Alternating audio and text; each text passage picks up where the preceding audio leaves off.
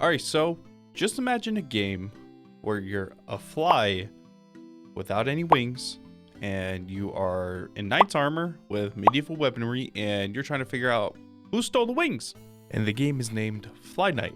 Fly Knight is a little indie game made by somebody named Waba Boy.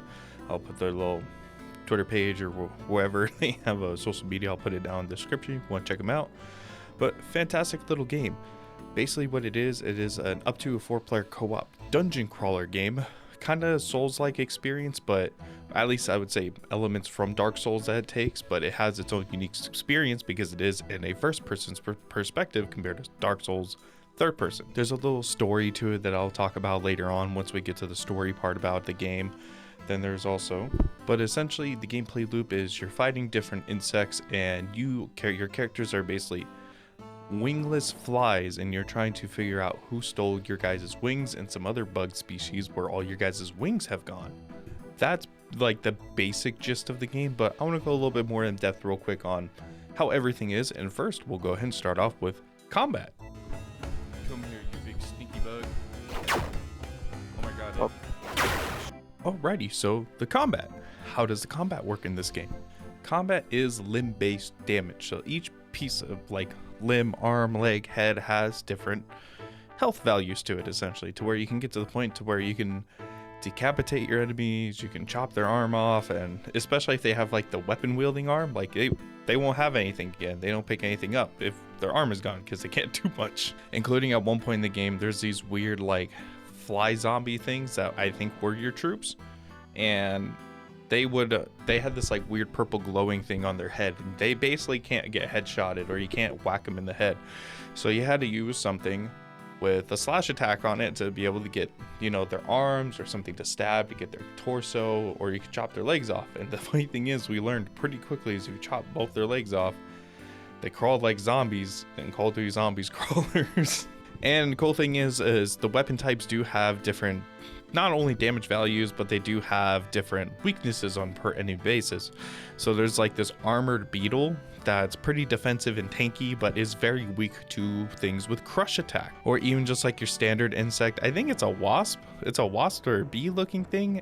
I'm not sure what bug it is, but it's essentially, it has 4 arms for like its weapon, so it has 4 different blades that it has, but its weakness is slashing attack or piercing attack. And crazier thing with it is a lot of these bugs, they do have armor values too, so if you aren't using the right weapon, you are doing no damage to them, like, or pretty minimal damage, I would say. And there are 3 main kinds of way for combat, or kind of different attacks for combat. There's your typical melee, where you just have a melee weapon. There is magic in here, and there's range, where your bow and arrow. Bow and arrow is probably the most simple one. It's just pull an arrow back, point and shoot. There's damage fall off on it. Cool thing is there are rings that in the game that can actually enhance your range experience. There's this one ring where it increases, the further your shot, the more damage you do. And I remember I had a really long shot and basically one-shotted this one bug with a headshot because it did over 60 damage, which is a lot for an arrow in this game. And next we'll move on to magic. You'll find these different little spells throughout the thing, or little scrolls or books throughout the game, whether in chests or you can pick up off of some enemies if you get lucky enough to get the drop. But the spells can literally range from shooting a little fireball at your enemy, which is your very first one that you get. And then my favorite one is when you can launch a tornado at them and it does continuous damage and does a lot of damage to them. But the big thing you have to keep in mind with it while you're using your magic is it does use a little bit of your stamina meter, but it also uses, you have a mana bar as well. And that mana bar, depending on the spell you have, it can go quick because you can kind of spam these spells a little bit. And the more powerful ones, of course, cost more mana. And there's only a couple ways to really get it back. Like the main one is to go sit at a bonfire in the game. And when you sit at a bonfire, you rest up. Just kind of like how in Dark Souls, you rest up, you get all your healing stuff back, your health is back, your mana is back. Everything is back, but also in turn of it, all the enemies respawn. And then there's also a ring that lets you restore mana after every kill that you get. And there's also a fish that you can eat that gives you recharges your mana over time. And yes, there is fishing in this game. I will talk more about it later once we get in the gameplay mechanics part of the video. And then lastly, there's your typical melee, which is usually what you primarily fight with in the game. Melee combat is all momentum based, and depending on the weapon you do have, it's either gonna have a fast attack speed with lower damage, or you're gonna have a very heavy two-handed mallet that you're gonna be bonking them with, but moves very, very slow. Like this one, my favorite one that my brother and I found, is just basically this giant, weird put together mace, but this thing's massive when you're holding it. And this thing gets to the point to where if an enemy is weak to crush, you can basically one hit its head off, and it just takes damage over time, because since its head is gone, but its body's still able to move. And it's just so funny watching it just do so much damage. But that thing is the slowest swing speed in the game that I have found. I don't know all the weapons in it. I've only played for the first, or I played through it once, and it's about a 3-hour experience to play, but a lot of fun. And I don't know, I didn't get to try everything, and I know the developers keep adding some new stuff, and it's keep going back and forth with making little micro patches here and there, fixing up the game a bit. And of course, the big thing to really be wary about when you are doing melee combat is your stamina. The heavier the weapon, the more stamina that you will use in the game. And when your stamina is out, you do get a movement penalty, so you don't move really quickly for a few seconds. But you can also kick in the game, and enemies can kick you back, and they will knock you on your ass if you have no stamina. So always, wherever that yellow bar is, always be careful. Like, keep an eye on that, because that is extremely crucial when it comes to watching that, besides like your health, of course. But stamina bar, you got to be careful. And next up, this is gonna be kind of two sections in one. I really want to talk about is how the world feel is and how the gameplay mechanics are. The world feel here feels pretty unique and very fitting for what it is.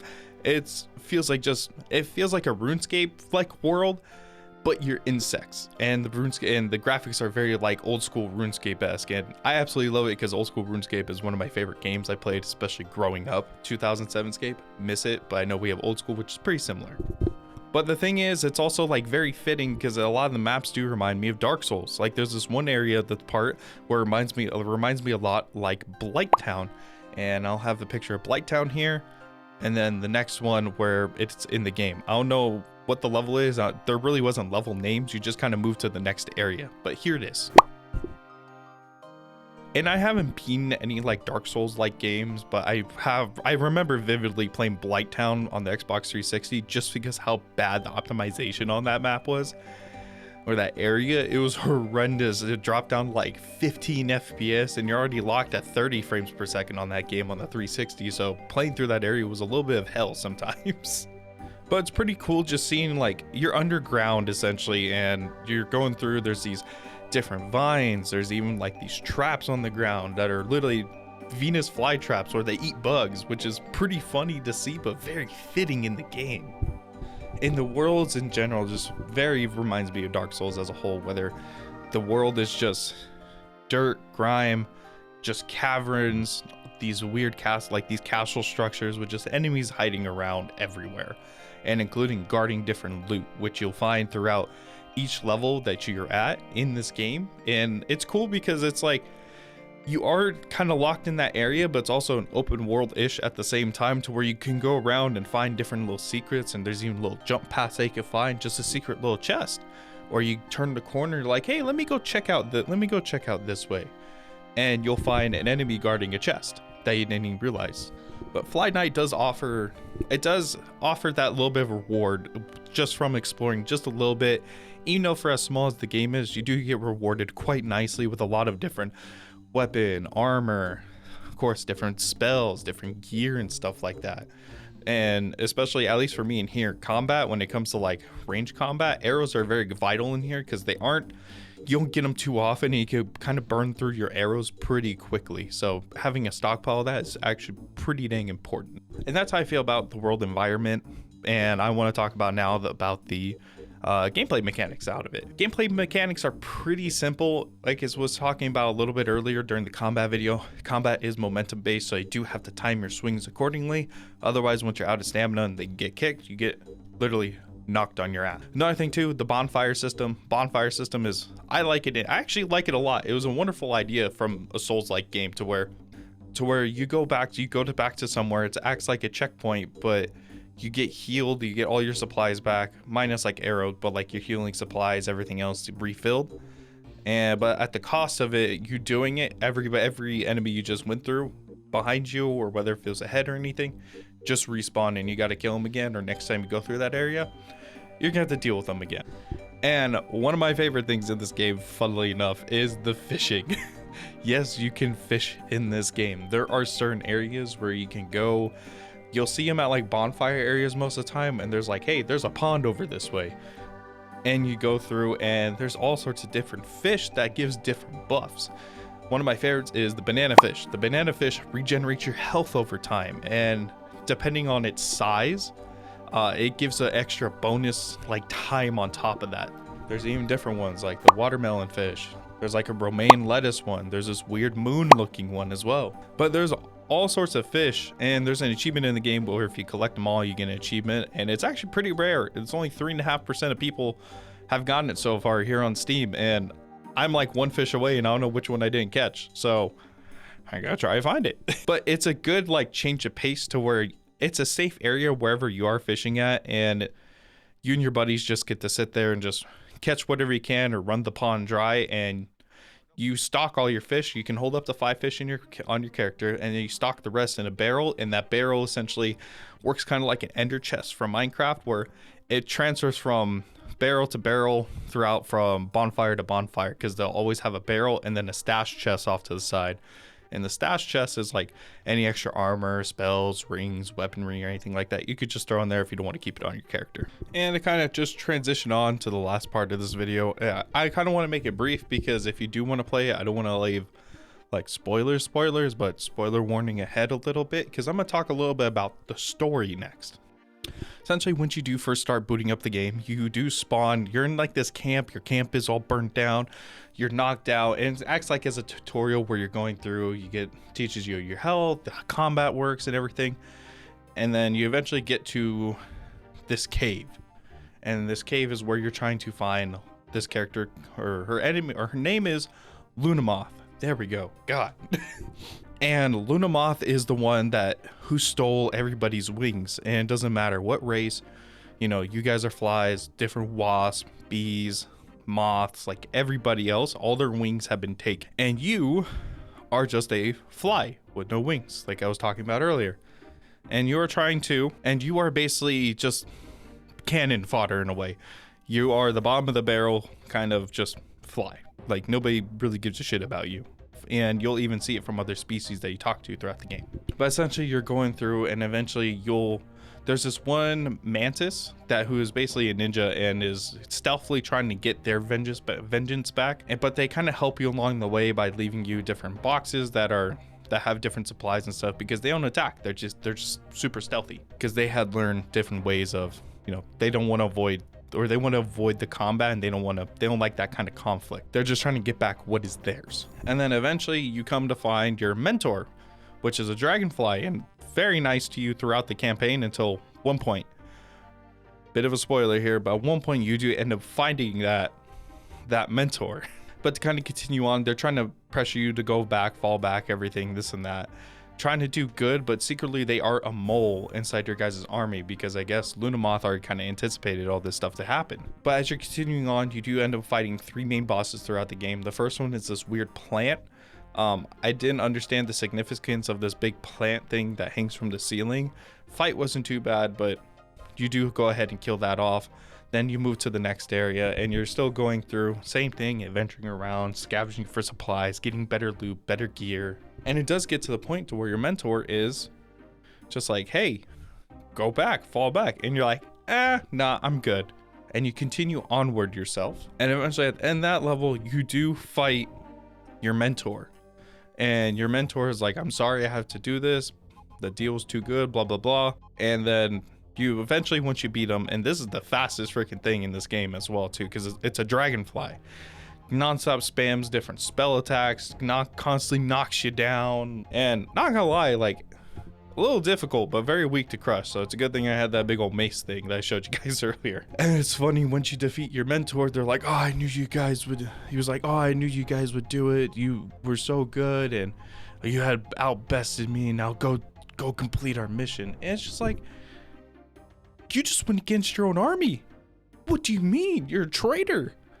Actually, I just remembered, there's technically, well, there's still 3 bosses and 1 mini boss. So you're going to the next area, and then eventually, once you're actually getting really close to the final boss, you do run into this one wasp that absolutely hates you. But that's a little bit before you are running them. He's like, oh, basically, don't walk into me or I'll mess you guys up, and stay out of my way. He's like, our alliance is only this and that, and you basically are, you know, bottom of the barrel that nobody wants. So as you continue on, he's like, oh, I'm tired of this. You guys keep getting in my way. So then he eventually fights you, and it was pretty funny because when my brother and I killed him off, we chopped both of his arms off and he couldn't do anything, and he flew off, which I thought he didn't have his wings, because every other insect had all their wings ripped off. Legitimately, all of them were gone. Like, at least for the ones who are invading this space. But then eventually you do get to Lunamoth's lair, and you do end up fighting her. She says some dialogue where I'm not gonna really. She does have some dialogue. I honestly didn't get to hear it because when you are playing co-op, just so you know, whoever goes in that area first gets to see the cutscene and gets to see who's talking or what the dialogue is and everything. Just as a fair warning if you are playing with people. So I didn't get to hear it, so I can't tell you much about what she said. But her character is very strange. Fitting but strange, because she looks more like a humanoid character. I guess all the bugs do, but all the bugs, at least they have very similar attributes as a whole. But she just looks like a straight up like woman, which was a little interesting to say. But eventually, once you defeat her, you end up running up with the mantis again at the end, and you just see this wall across with all different like insect like wings, and they're just like, oh, we gotta give this back. And so eventually, like, you know, ecosystems and nature and stuff can heal again. But I guess the fight isn't done, and it just kind of left it there. And once you're done, the game rolls through its credits, and it's a fun little experience, you know. And the dev did say at one point, not right now, it's not in the plans, but in the future, they are thinking of making like a bigger game of it and continuation of the story to expand on the lore, because he was surprised on how well the game did for just a little 3-hour game. But if you guys do play through it, like, enjoy it, enjoy the experience of it. It's a lot of fun. It's only $6 on Steam. Props to the man who made this game and everybody else on their little developer team who made this game. Give them absolute props. It is a fun little project that they have done, and I love it to death. It's awesome, and I hope that they do more.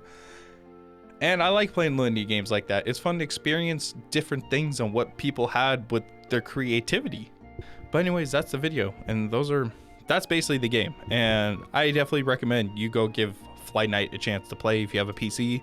Its specs are really low on what you need. Like I said, the graphics look just like old school RuneScape, so pretty sure just like a pretty low end laptop can play it as well too. But I definitely recommend it, and I hope you guys enjoyed the video. Leave a like, comment, subscribe. Let me know what other games you guys want me to kind of talk about and explain or recommend in the future or anything like that. Be greatly appreciated, and thank you for all the support recently on my past couple videos. Appreciate y'all. If you guys made it this far, I hope you all have a wonderful day, and I'll catch you guys next time.